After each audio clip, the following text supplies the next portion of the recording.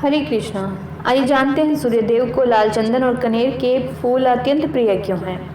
क्यों उन्हें कनेर और लाल चंदन चढ़ाते हैं, कनेर के फूल क्यों चढ़ाते हैं।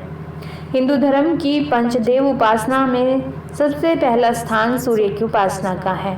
यह समस्त संसार भगवान सूर्य का ऋणी है, क्योंकि संसार के समस्त जड़ और चेतन जगत को जीवन शक्ति और प्राण शक्ति सूर्य के द्वारा ही प्राप्त होती है। इसीलिए सूर्य को प्राणियों का प्राण कहा गया है। सूर्य उपासना से मनुष्य को अद्भुत सुख और शांति की अनुभूति होती है।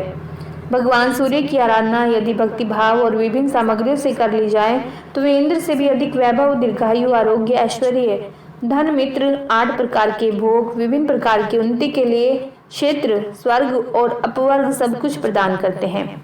आइए जानते हैं भगवान सूर्य को क्या प्रिय है, किन वस्तुओं का उन्हें भोग लगाना चाहिए, क्या चढ़ाना चाहिए। सबसे पहले आता है कनेर पुष्प, इसके बाद लाल चंदन जिसे रक्त चंदन भी कहते हैं, गूगल की धूप, ताम्रपात्र मतलब तांबे का बर्तन, घी का दीपक, फल, घी के बने हुए मोदक का नैवेद्य उनको लगाना चाहिए। इतिहास पुराणों के वाचक की जो पूजा की जाती है उसे सूर्य देव की पूजा ही माना जाता है। यानी कि पुराण ग्रंथ की जो हम पूजा करते हैं उसे सूर्य देव की पूजा माना जाता है। ये सब वस्तुएं भगवान सूर्य को अत्यंत प्रिय हैं, लेकिन इन सब से ऊपर है शुद्ध और निर्मल मन। भगवान सूर्य की आराधना करने वाले मनुष्य को राग, द्वेष, झूठ और हिंसा से दूर रहना चाहिए। कलुषित हृदय और अप्रसन्न मन से मनुष्य भगवान सूर्य को सब कुछ अर्पित कर दे तो भी भगवान आदित्य उस पर प्रसन्न नहीं होते। लेकिन यदि शुद्ध हृदय से मात्र जल अर्पण करने पर सूर्य पूजा के दुर्लभ फल की प्राप्ति होती है। देवताओं के शिल्पी विश्वकर्मा की पुत्री संज्ञा बड़ी ही रूपवती थी। उसके अन्य नाम भी हैं राज्ञी, द्वो, त्वष्टि, प्रभा तथा सूर्यनु। संज्ञा का विवाह भगवान सूर्य के साथ हुआ। संज्ञा बड़ी पतिव्रता थी, किंतु सूर्य देव मानव रूप में उसके समीप नहीं जाते थे।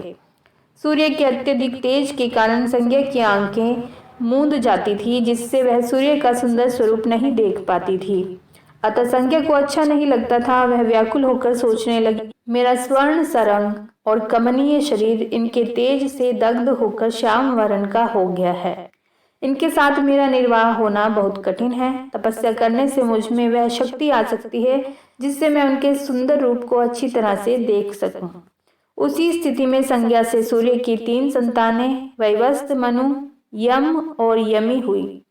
यमी यमुना को कहते हैं, किंतु सूर्य के तेज को न सहने के कारण अपने ही रूप, आकृति तथा वर्ण वाली अपनी छाया को पति सेवा में नियुक्त करके वह अपने पिता के घर चली गई। जब पिता ने उसे पति के घर जाने के लिए कहा तो वह उत्तर कुरु देश चली गई, जिसे अभी हरियाणा कहते हैं। अपने अस्तित्व की रक्षा के लिए उसने मन के समान गति वाली घोड़ी अश्वनी का रूप धारण कर लिया और अपनी शक्ति वृद्धि के लिए कठोर तपस्या करने लगी। सूर्य के समीप संज्ञा के रूप में उसकी छाया निवास करती थी। छाया का दूसरा नाम विक्षुभा है। उसके सभी अंग, बोलचाल, आकृति संज्ञा जैसे ही थी। इसीलिए सूर्यदेव को यह रहस्य ज्ञात नहीं हो पाया।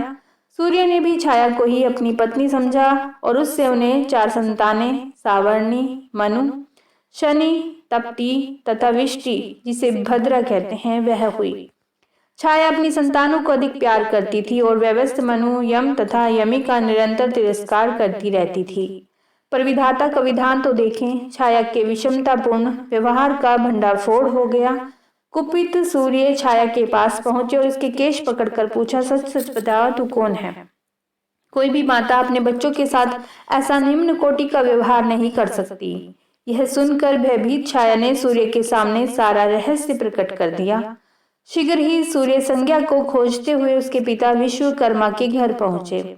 विश्वकर्मा ने सूर्य को संज्ञा के उनका तेज न सहन करने और उत्तर कुरु नामक स्थान पर तपस्या करने की बात बताई। साथ ही कहा कि यदि आप चाहें तो आपके प्रकाश को तराश कर कम किया जा सकता है। भगवान सूर्य अपनी पत्नी की प्रसन्नता के लिए कष्ट सहने को तैयार हो गए। भगवान सूर्य ने विश्वकर्मा से अपना सुंदर रूप प्रकाशित करने को कहा। विश्वकर्मा ने सूर्य की इच्छा पर अपने तक्षण कर्म से उनके तेज को वृक्ष की शान पर तराशना आरंभ किया। अंगों को तराशने के कारण सूर्य को अत्यंत पीड़ा हो रही थी और बार बार मूर्छा हो रही थी। इसीलिए विश्वकर्मा ने सब अंग तो ठीक कर दिए पर पैरों की अंगुलियों को छोड़ दिया। तब सूर्यदेव ने कहा, आपने तो अपना कार्य पूर्ण कर लिया, परंतु हम पीड़ा से व्याकुल हो रहे हैं, इसका कोई उपाय बताइए। विश्वकर्मा ने कहा, आप रक्त, चंदन और कनेर के पुष्पों का संपूर्ण शरीर में लेप करें, इससे तत्काल यह पीड़ा शांत हो जाएगी। भगवान सूर्य ने विश्वकर्मा के कथन अनुसार अपने सारे शरीर में इनका लेप किया, जिससे उनकी सारी वेदना मिट गई। उसी दिन से लाल चंदन और कनेर के पुष्प भगवान सूर्य को अत्यंत प्रिय हो गए और उनकी पूजा में प्रयुक्त होने लगे। ओम सूर्याय नमः।